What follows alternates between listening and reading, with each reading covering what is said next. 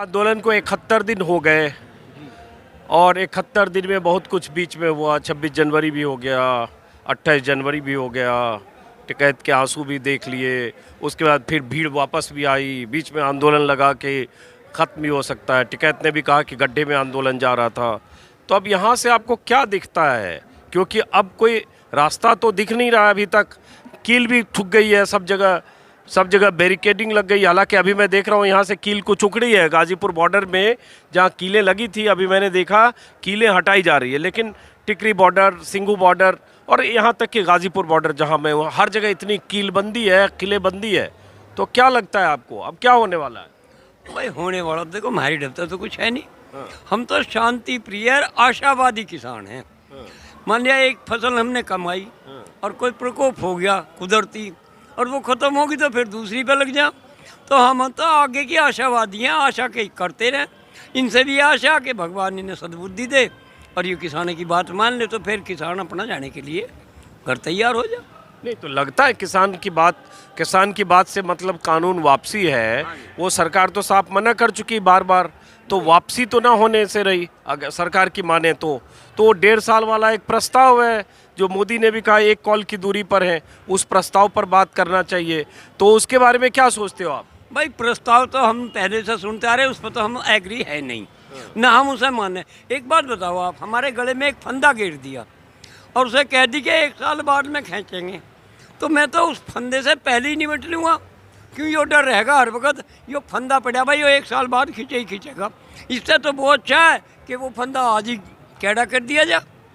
उसका स्टे का या उसका कोई मतलब नहीं है, ना हम उस पर एग्री पहले से ही। जो इन्होंने वार्ता करी, ये बार बार कुछ ना कुछ बदलते रहे। लेकिन किसान की तो बिल्कुल क्लियर जो 3-4 मांग हैं, भाई MSP कानूनन लागू करो। और जो ये आपने काले कानून लगाए, जब हमें ये खट्टे लग रहे, हमारी समझ में नहीं आ रहे, फिर हमने इनसे एक बात की, भाई वो मास्टर ले आओ, उस मास्टर ने ढूंढ के लाओ जो हमारे फायदे गिना दे। ना वो मास्टर आ रहा, ना मोदी जी तो फायदे गिना रहे, वही मास्टर है, वो फायदे तो इतने गिनाए। उसके समय उसमें गणित आया ही नहीं। भाई वो गणित तो बताना चाहिए कि इस जरब गुणा से ये यूँ फायदे हैं, वो इन पे है नहीं। बस एक बात है कि तुम्हें फ़ायदा, मान लिया हमें आप नीम की चटनी बना के और ज़बरदस्ती खोर लगो, तो हम तो उसकी उल्टी करेंगे, खा तो सकते नहीं उसे। तो ये लोग जो हम पे ये कानून थोप रहे हैं, तो जबरदस्ती थोप रहे हैं, लेकिन इसे किसान मानने का नहीं। उस कानून से क्या नुकसान लगता है आपको, जो लगता है कि एकदम वापस ही चाहिए? नुकसान ये लगता है, एक तो हमने तजर्बा करा आपके बिना MSP के हमारी मुंजी, मैं खुद बताऊं, मैं 35 क्विंटल मुंजी गढ़ लेके गया, 5 दिन वहीं पड़ा रहा, ट्रैक्टर भी में भी, और वो फिर हमारी 950 रुपये बिकी। तो जो 70,000 की बिकनी चाहिए थी, उसमें हमें कुल 29,700 रुपये उसमें मिले। तो कितना बड़ा नुकसान किसान को है। अब ये कह रहे हैं हम 2,000 रुपये की किस्त दे रहे हैं, 6,000 रुपये दे रहे, वो तो कुछ भी नहीं है, वो तो ऊँट के मुंह में जी रहा है।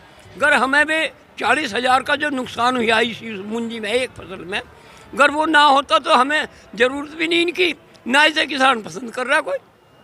तो यही तो वो बता रहे हैं कि जो प्राइवेट मंडी जब हो जाएगी तो प्राइवेट मंडी महंगी फसल हो सकता है खरीदे, 1868 में धान और 1975 में गेहूं, जो MSP है हो सकता है उससे ज़्यादा खरीदे जब कंपटीशन होगा, ये सरकार कह रही है। भाई ऐसा है, कंपटीशन तो यह करवा ही नहीं रही। कंपटीशन ऐसा था, पहले जो हमारे गुड़ भी कहते मंडियों में, तो एक सरकारी बोली होती उसमें, कि सरकारी बोली मान लिया 25 रुपये की मन है, तो उसके बाद में ऊपर व्यापारी खरीदेगा। वही हम चाह रहे कि भाई सरकारी बोली लगाओ कि 1900 से कम में सरकारी बोली नहीं है और उसके ऊपर व्यापारी खरीदेगा, यही हमारा कहना। लेकिन एक बात तो बताओ, यूँ इन्होंने आज़ादी कर दी भाई कहीं भी ले जाकर फसल बेच सके। जब हमारे मेरठ में मंडी है, उसमें हमें किराया भी नहीं देना पड़ा, अपने ट्रैक्टर से ले जाएंगे, और हम वहाँ के बजाय ले हमें सादरे या बम्बई या किसी और जगह, गुजरात भी जा सकते हैं, गुजरात भी जा सकें जब आ जा। लेकिन वो जो किराया होगा, जो हम सामान ले रहे हैं, वहाँ भी मंडी में वही व्यापारी है, वही खरीदेंगे, तो हम तो उस किराए में लूट लेंगे, जो मेरठ में पल्ला पड़ेगा वो भी नहीं मिला।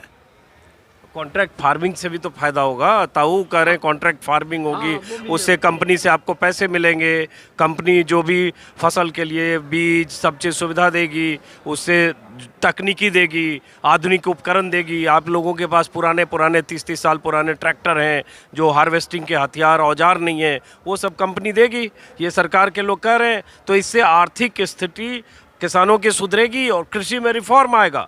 ऐसा है। अब एक पहले एक वो चला था, कंपनियों ने आड़ू बुआए थे लोगों के, वो भी हमने प्रैक्टिकल करा, तो वो एक घेरा ले आए, जो आड़ू उसमें फंस के निकल गया वो तो इनका, जो ढीला रह गया वो भी मारा, और जो उससे बाहर रह गया मोटा हो गया वो भी मारा। तो ये सब तजुर्बे किसान ने कर। छल्ले में एक छल्ला का जिक्र कर रहे हैं बहुत सारे किसान, बताते हैं कि जब आलू कॉन्ट्रैक्ट फार्मिंग के तहत होता है तो छल्ला होता है, उस छल्ले से आलू का साइज मापा जाता है चिप्स के लिए और बाकी चीज़ों के लिए, उसी का जिक्र कर रहे हैं जो भी इस तरह के फसल कॉन्ट्रैक्ट फार्मिंग की तरफ पैदा होते हैं। तो बताइए, लेकिन एक दफ़ा इन्होंने मटर बुआई थी इसी तरह से, मटर में भी एक रहा जो फली बिल्कुल साफ सुथरी और लंबी है वो इनकी, जिसमें दाने कम रह गए वो भी हमारी, और जिसका दाना थोड़ा सा पक गया वो भी हमारा। तो हमारी फसल को इस तरह से नष्ट कर देते हैं, 3-4 हिस्सों में लेबिल लगा के उनके 3-4 हिस्सों में बांट दें कि हम उन्हें ना बेच सकते, ना खा सकते, ना रख सकते। एक सरसों का बीज है, सरसों बो रहे हैं, अगर हम अपनी घर की रखी सरसों बोएं तो उसमें फल नहीं आता, वो ठीक जमती नहीं। इन्हीं की सरसों हम 700, 800, 900 रुपये किलो लेके खेत में बो रहे तो उसमें फल आ रहा। अगली साल अगर उसी बीज ने हम रखें, कितने उस तरह रखें, तो उस पर फल नहीं आता, वो हमारी बिल्कुल ऐसी हो जाए जैसी पहले जामड़ जमिया में थी। तो ये बहुत परेशानी किसान को होगी। और फिर कॉन्ट्रैक्ट फार्मिंग में आज इन्होंने हमारा खेत ले लिया 10,000 रुपये बीघे, उसमें ये कहेंगे हमें तो घाटा आ गया, फिर ये कहेंगे 5,000 रुपये बीघा, तो हम तो मजबूर हो जाएंगे क्यों, हमारे पास साधन नहीं रहेंगे, हमारे पास बीज नहीं रहेगा, हमें यही पता नहीं हमारा डोला कहाँ था, फिर हम आपस में लड़ेंगे भाई मेरा डोला हेलो था, दूसरे का कम। सरकार तो ये करे कॉन्ट्रैक्ट फार्मिंग को ज़बरदस्ती तो है नहीं, जो लोग कॉन्ट्रैक्ट फार्मिंग में जाना चाहेंगे वो कॉन्ट्रैक्ट करेंगे, जिनको नहीं करना होगा वो नहीं करेंगे। ऐसा है उसमें। मान लिया मेरे पड़ोसी ने कॉन्ट्रैक्ट फार्मिंग में दे दी, वो ना करने वाला है और मैं मेहनत करके खुद उगाने वाला हूँ, तो मुझे भी मेरी भी कई एक मजबूर हो जाएगी, चारों तरफ मेरे कॉन्ट्रैक्ट फार्मिंग हो जाएगा, बीच में ना मुझे जाने का रास्ता होगा, ना बोने का रास्ता होगा, ना मैं बो सकता, ना मैं कहीं से पानी ला सकता। तो ये चाहते हैं कि इनमें आपस में फूट पड़ जा और फिर हम इस मामले में कामयाब हो जाए। तो ये अलग अलग ढंग से अपनी समझ है किसानों की, और ये कोई नेता नहीं है, किसान है। और इसलिए मैं चाहता था कि जरा जो किसान हैं जिन्हें आशंकाएं हैं इन कानूनों को लेकर, उनसे भी समझे और आप भी समझिए कि वो क्या कहना चाह रहे हैं और क्या उनकी आशंकाएं हैं। अब ये बताइए, चूँकि 71 दिन हो गया, बार बार ये सवाल पूछता हूँ, रिपीट लगता है, मुझे भी बार बार लगता है रिपीट वही कर रहा हूँ, लेकिन एक आंदोलन अगर 71-72 दिन हो गए, आगे न जाने कितने दिन हो गए, तो बहुत सारी बातें रिपीट भी होती रहती है कि सरकार अगर बार बार कह रही है कि ये कानून फ़ायदे के लिए हैं, तो कोई सरकार, और इतने पंचायत भी हो रही है, अब मुखालफत हो रही है, जिंद में हो गया, यहाँ हो रहा है, बिजनौर में हो गया, बड़ौत में हो गया, बागपत हो गया, मुजफ्फरनगर हो गया, उसके बाद भी सरकार कर रही है, किसान नहीं समझ पा रहे।